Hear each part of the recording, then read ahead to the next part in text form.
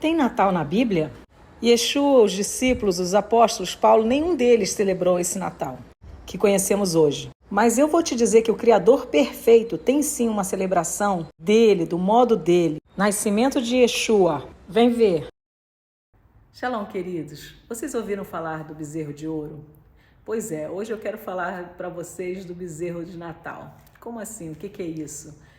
O bezerro de ouro foi um bezerro moldado com as joias, os brincos, os anéis do povo por Arão, lá no deserto, depois da saída do Egito. E foi feito na forma de um boi, né, para adorar ao Criador. Em Êxodo 32:5 nós lemos que Arão confeccionou esse bezerro para que eles festejassem a Yahweh. E hoje nós temos o Natal como uma data em que a esmagadora maioria das pessoas sabem que se trata de uma data que tem fonte pagã, origem pagã, coisas pagãs envolvidas, como o solstício de inverno, que o sol vai morrendo a partir do final de outono até o final do inverno e aí para depois voltar a alongar os dias, né? Voltar a crescer, renascer no solstício de inverno, que não é exatamente dia 25 de dezembro, mas que um dia no calendário juliano foi marcado como 25 de dezembro. Eu vou colocar para vocês um achado histórico que foi publicado, né, dessa data que o Juliano, né, ele estabeleceu o dia 25 de dezembro como o dia do solstício. Então, uma adoração ao Deus Sol, e que quando Constantino ele institui o cristianismo como religião do Estado, ele paganiza, ele opera um sincretismo religioso. O bezerro de ouro, ele não foi feito para adorar ao bezerro, ele foi feito como uma forma de adorar a Deus pelo bezerro. Só que Deuteronômio 12, muitas vezes, além de dizer para não acrescentarmos e não retirarmos, a palavra diz que Deus não aceita ser adorado da forma como os povos pagãos adoram os seus próprios deuses. Isso Deus não recebe, não aceita, como ele não recebeu o bezerro de ouro, como ele rejeitou e deu muita morte, porque há caminhos que ao homem parecem bons, mas ao cabo dá em morte. Então, até a questão dos calendários, né, os papas, né, hoje nós seguimos o calendário gregoriano, que foi um papa. Então, eles mudam os dias, os tempos, para que nós não estejamos apercebidos das datas, da verdade, e que isso nos seja roubada, a semente, lembrem da parábola do semeador, é a palavra de Deus.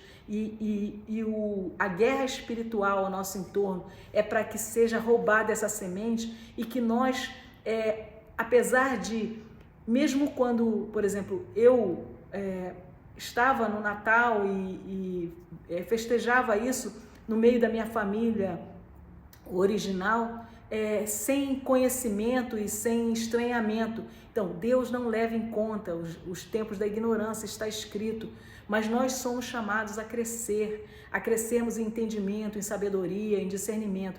E não só isso, hoje nós temos instrumentos e ferramentas que fazem com que esse conhecimento ele vem sendo multiplicado e tornado acessível. Isso não é à toa, é porque Deus está reunindo os que são seus, os que querem e amam a verdade, que não aceitam negociá-la, né? Que não abrem mão dessa verdade. Então, nós precisamos acordar e não ser tragados, né, nas coisas que são mercantilistas, porque não são meramente mercantilistas. Tudo isso é uma guerra para que nós sejamos endurecidos para a verdade, né? É uma guerra para que nós sejamos cegados e surdos a essa verdade. Então, quando nós somos ofertados à verdade e a rejeitamos, isso gera um endurecimento. Então, todos aqueles aqui que estão me ouvindo hoje, Se hoje ouvires a voz da palavra de Deus, que é a verdade, como Yeshua orou em João 17:17, não endureça o seu coração. Por quê? Porque o limpo, limpe-se mais, o sujo, suje-se mais. Ao que mais tem, mais é dado, ao que menos tem, até o pouco que tem será tirado. Isso é o que está escrito lá em Apocalipse, né? Vou botar para vocês as referências na edição aqui.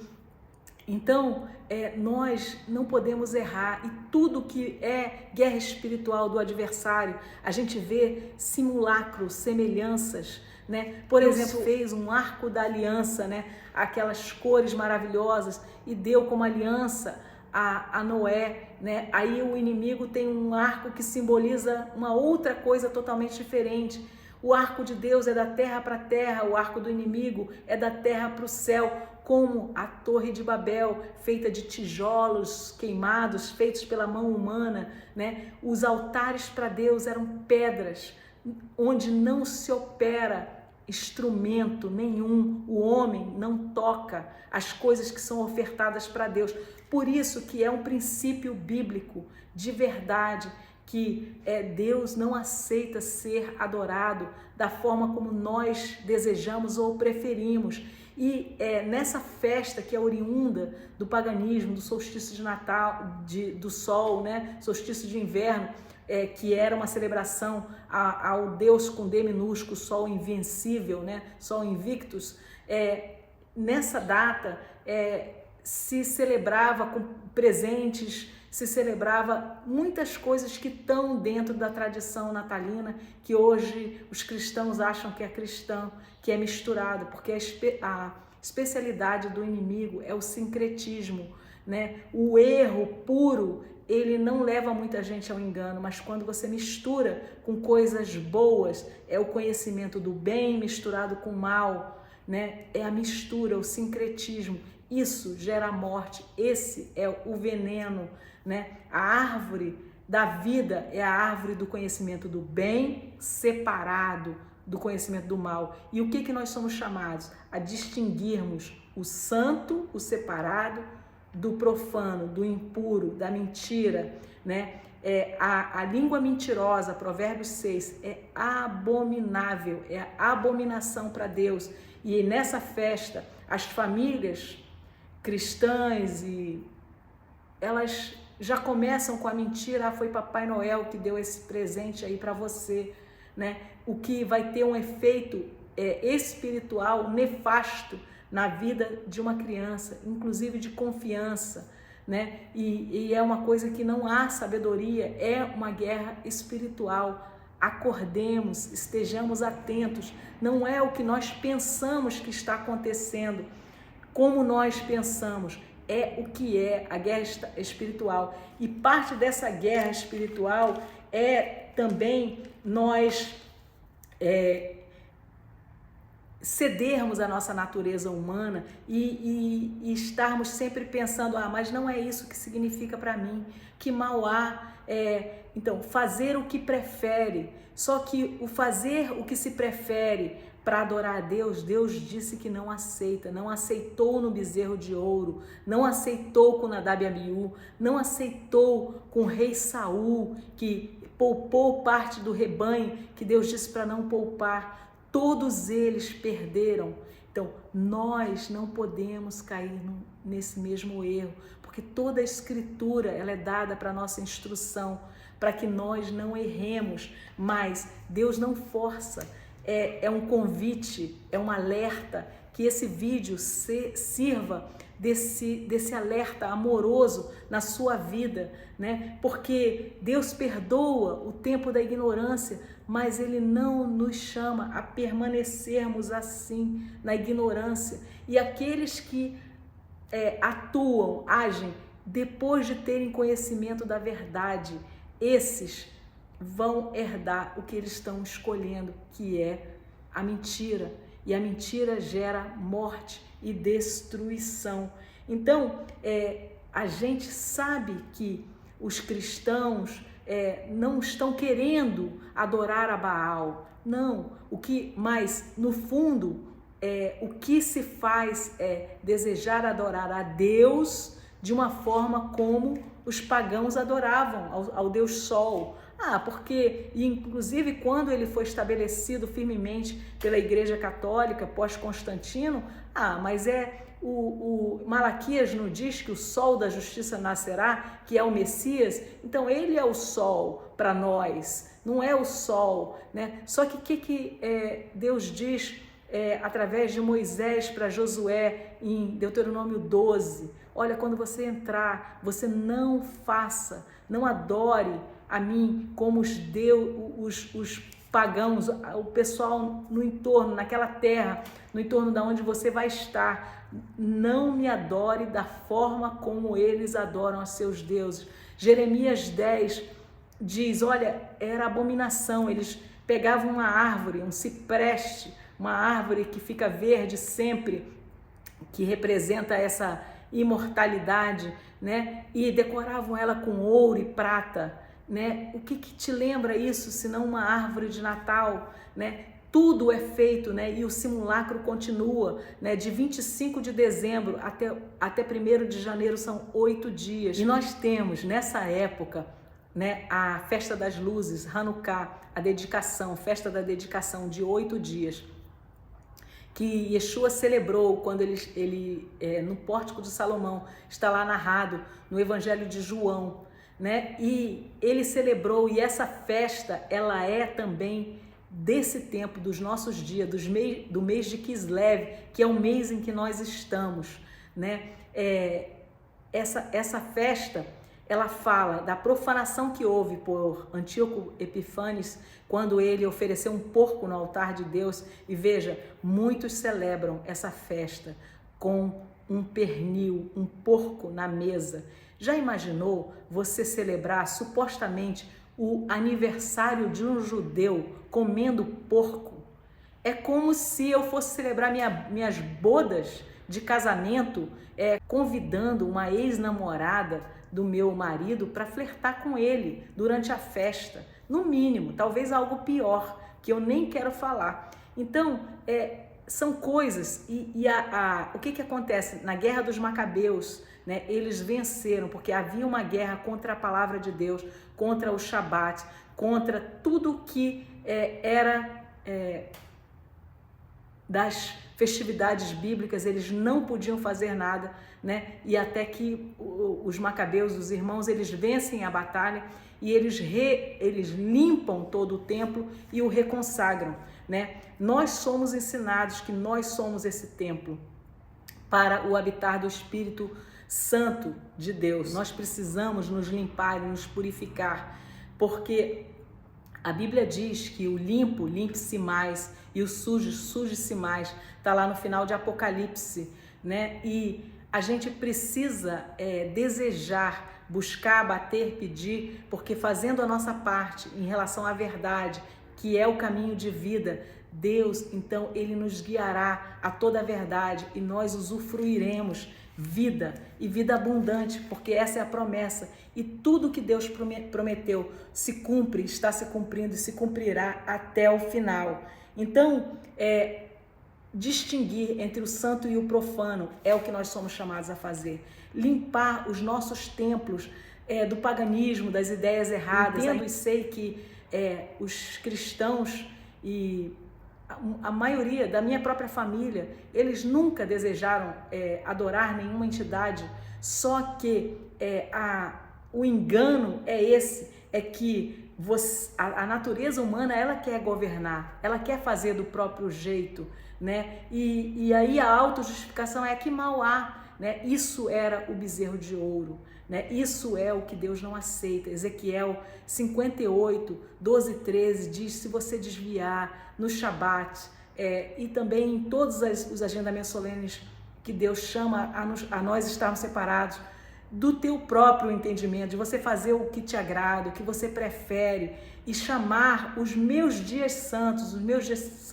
separados de deleitosos, então você vai herdar a bênção de Jacó e toda a abundância da terra, que o reino começa agora, porque na verdade o reino é onde há um rei. Se Deus é rei na minha vida, o reino dele já está estabelecido na minha vida. E se eu vivo isso, eu comunico isso a outras pessoas. Então é chegado o reino a partir do momento em que nós convidamos e desejamos deixar que o rei e a sua instrução, ele governe sobre a nossa vida. Seja ele que esteja habitando no nosso templo, e esse templo seja limpo e purificado de acordo com as instruções dele e não de acordo com o meu próprio prazer, a minha própria preferência, o que eu gosto, o que eu prefiro.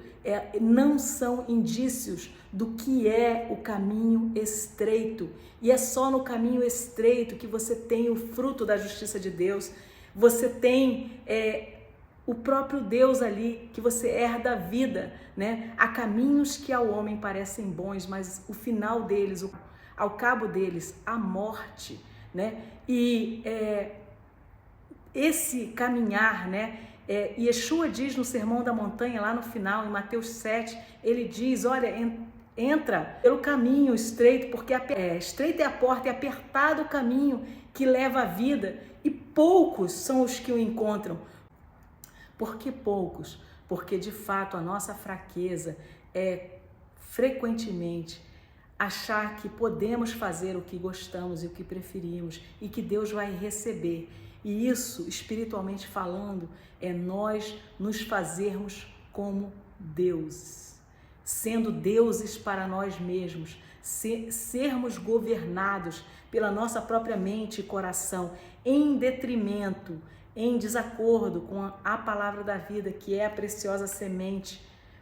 Isso é a outra árvore que gera morte. Isso é o que a serpente disse para Eva: sereis como deuses, conhecedores do bem e do mal. Sim, nós escolhemos chamar bem e mal ao que nós preferimos e não ao que Deus chama de bem e mal. E essa guerra espiritual, ela está desde a mudança do calendário até as congregações, as igrejas, elas não celebrarem nenhuma festa bíblica, nenhuma. O Shabat foi trocado pelo domingo, Sunday, o dia do sol, né, em inglês. E as outras festas, nem a Páscoa que é celebrada no meio cristão hoje, ela é a Páscoa que Deus deu, bíblica, que tem 2 testemunhas para o primeiro dia, é celebrada no 14º dia daquele mês. O mês é de acordo com o calendário lunar, o 15º dia do mês de Deus é a lua cheia. Nós precisamos conhecer isso, porque toda essa alteração, essa modificação é parte da guerra. Por quê? Porque Deus chama a sua noiva a estar reunida, separada com Ele, a nos encontrarmos com Ele. E aí você imagina se o teu noivo, o teu marido, ele reserva um banquete num hotel 5 estrelas e diz: olha, no meu calendário, tal dia, você esteja lá, porque vai ser maravilhoso.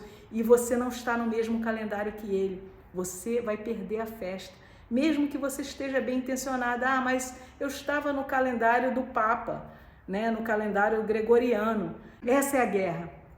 E receba essa palavra como um alerta amoroso para a tua vida, não de acusação, né? Porque Deus perdoa o tempo da ignorância, mas Ele nos chama a não permanecermos nesta ignorância, né? O desconhecimento da Bíblia faz com que se ignore o fato de que o próprio Criador, ele já planejou tudo com precisão. E eu vou te falar uma coisa aqui para terminar.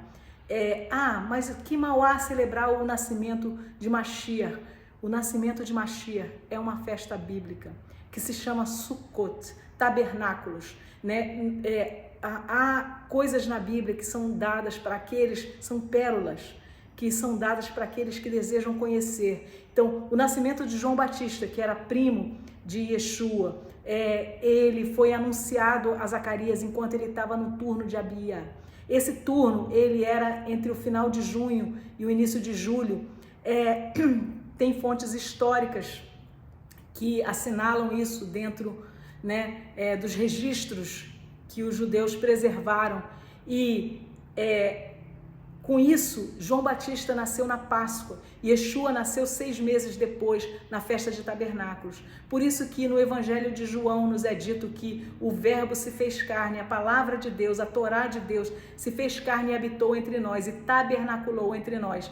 Então, o próprio Criador, as coisas que Ele quer que nós celebremos e festejemos, Ele colocou dentro da sua palavra, para que nós não erremos, e essa é a celebração que Deus quer de nós, da vida do Messias, porque também marcará o seu casamento, o seu retorno. A questão do sincretismo e o dizer, mas não é isso que significa para mim, o ressignificar datas pagãs, isso é abominação para Deus, Ele não aceita, não recebeu com bezerro de ouro, não recebeu na adoração de Nadab e Abiú, de acordo com o que eles preferiram fazer, não receberá de nenhum de nós, porque não há sabedoria. Tudo em Deus, as coisas de Deus, elas são perfeitas e elas são para o nosso bem.